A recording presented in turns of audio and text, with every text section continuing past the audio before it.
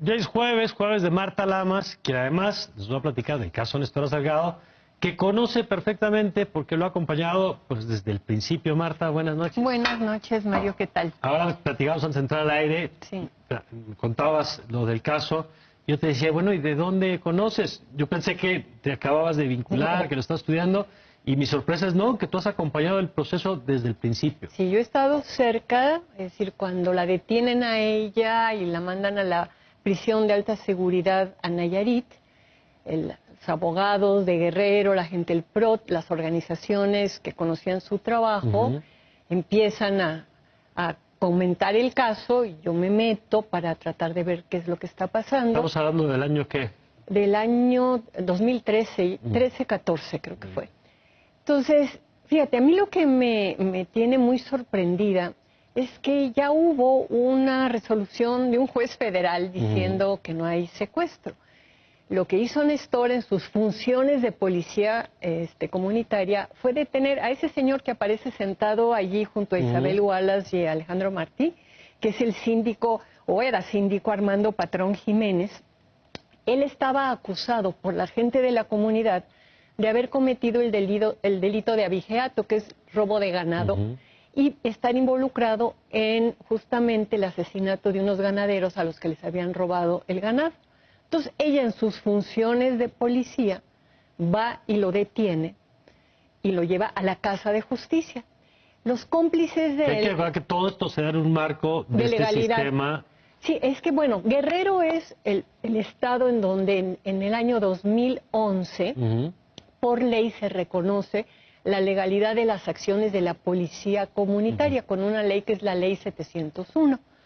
Entonces, los cómplices de este señor Patrón Jiménez son los que avisan que ha sido secuestrado. Y a Nestora la detienen militares y luego la Marina y la llevan a esta cárcel de alta seguridad en Nayarit. Entonces, cuando se empieza a hacer la investigación de por qué le están acusando de secuestro, ella había hecho otra cosa que fue que unas mamás creo que llegaron, probablemente la chiquita que sale ahí es una de ellas, a pedirle que sus hijas andaban en malos pasos y que andaban bebiendo y con unos señores y que por favor las sacara de ese rollo. Y creo que las pepenó y las llevó a un convento. Y a partir de allí se arma esta historia del secuestro. Yo creo que, decir, el caso fue un caso que implicó no solamente al gobierno de México, o sea, ella es una mexicana que se va de Guerrero, se casa muy joven a los 16 años, tiene 3 hijas mujeres, se va a Estados Unidos de mojada, llega a Washington, trabaja 7 años limpiando casas y de recamarera, consigue la nacionalidad estadounidense y le empieza a ir bien. Y empieza a mandar dinero a Olinalá y hace una vez al año visita y lleva regalos y todo. Y cuando la policía comunitaria se organiza en Olinalá, le piden a ella, pues que ha sido generosa y solidaria con su pueblo, que se quede, que ella sea la que encabece, sea la comandanta de esa policía. Y ella decide, pues sí, que ya es hora de regresar a México y hacer eso. Y lo primero que hace es enfrentarse contra los narcotraficantes. Tú sabes que Guerrero es el estado donde se cultiva amapola, donde pasan, bueno, casi todas ¿cómo se llama? Los caminos de la droga por allí, ¿no? Entonces ella se empieza a enfrentar con los narcotraficantes, con este señor Patrón, que además los cómplices de él tenían amenazados a los que vendían en el pueblo para ellos acaparar todo el material de construcción y venderlo más caro. Entonces empieza a desarmar entre telas de corrupción y evidentemente pisa muchos callos y cae muy mal. Algo que perdón Marta que te interrumpa, pero algo que me contabas también, que además has escrito ya 6 artículos sobre 6 artículos sobre Néstor, sí. El papel de organismos internacionales y organismos de derechos humanos. Es decir, al ella tener la nacionalidad estadounidense, la Clínica de Derechos Humanos de la Universidad de Seattle, el doctor Thomas Antiowac, va a tomar el caso para empezar a investigar. Entonces sí va a haber una investigación que se hace por un lado de Estados Unidos, va a entrar la Comisión Interamericana de Derechos Humanos de la OEA, que va a hacer una resolución, que aquí traigo el número, la 56 diagonal 2015, del Grupo de Trabajo de Naciones Unidas sobre Detención Arbitraria. Ahí se puntualiza que aunque el gobierno federal desestimó el caso de Nestora, el fiscal de Guerrero emplazó nuevos cargos en su contra basado en los mismos hechos, cuando ya la justicia federal la había absuelto.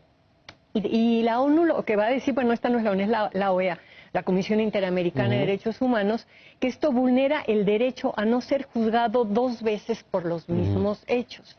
En la conferencia de prensa que se da hoy, que yo puedo imaginar que la señora Wallace, al haber tenido un hijo secuestrado, y señor Martí también, ¿no?, oyen la palabra secuestro y pues ni siquiera piensan, sino que agarran lo que viene, ¿no? Pero hablaron de que en este momento había apelaciones abiertas. Son los casos que ya se habían dictaminado, fueron 7 autos de libertad que dio el juez federal, ¿no? Y que evidentemente durante esos 2 años, 8 meses, ninguno de los testigos fue a comparecer. Ahora, qué casualidad que en un momento electoral ya vienen a México, yo sospecho, ya ves que el sospechosismo en esta época, porque evidentemente lo que hizo Mide el otro día, que a mí me dio muchísima pena, porque aunque yo no iba a votar por él, me parece un tipo muy decente, fue por golpear a López Obrador, decir que Nestora es secuestradora cuando un juez ya dijo que no lo es. Y si ahorita hay apelaciones de quienes vienen a decir que han sido secuestros, bueno, eso habrá que revisarlo la justicia, pero la presunción de inocencia de ella, es decir, a mí le podrá gustar o no que una policía comunitaria sea candidata y tiene derecho a decir no estoy de acuerdo por eso. Pero yo creo que se equivocó tremendamente en calificarla de secuestradora, creo que sí debería de ofrecer una disculpa o rectificar, pero además lo que a mí me tiene alucinadas es la suciedad del juego político, o sea, por golpear a López Obrador, querer echarle tierra a una mujer que debería de ser considerada una heroína en nuestro país, que sin necesidad económica vino a su comunidad a apoyar, que se enfrentó contra el narcotráfico, que detuvo a gente en sus funciones de policía. A lo mejor hubo errores, yo ya no, esa parte ya no la vi, digamos, con mis ojos, ¿no? Pero que hay todo un entramado de gente que la detesta, porque les tocó negocios y que en este momento están apareciendo junto a Isabel Miranda de Wallace y el señor Martí, realmente es como para decir qué están haciendo con esto, ¿no? Entonces yo sí espero que la denuncia que puso Nestora de daño moral lleve al Poder Judicial a revisar que aquí ya hubo una resolución y este señor patrón que fue el supuestamente secuestrado está volviendo a decir eso. Hay un tema hasta de discriminación, Mario, o sea, una gente, hasta cuando entran a la cárcel y cumplen su condena, cuando sale, tú no tienes derecho a estar diciendo, es que estuvo en la cárcel, que no sé qué, no sé cuánto. La reinserción, en términos no discriminatorios, implica que tú ya pagaste lo que tenías que pagar. Ella ni siquiera tuvo que pagar, porque ella la ponen en libertad, no porque le perdonen, sino porque no le encuentran delito, porque se entiende toda esta lógica con la que estuvo.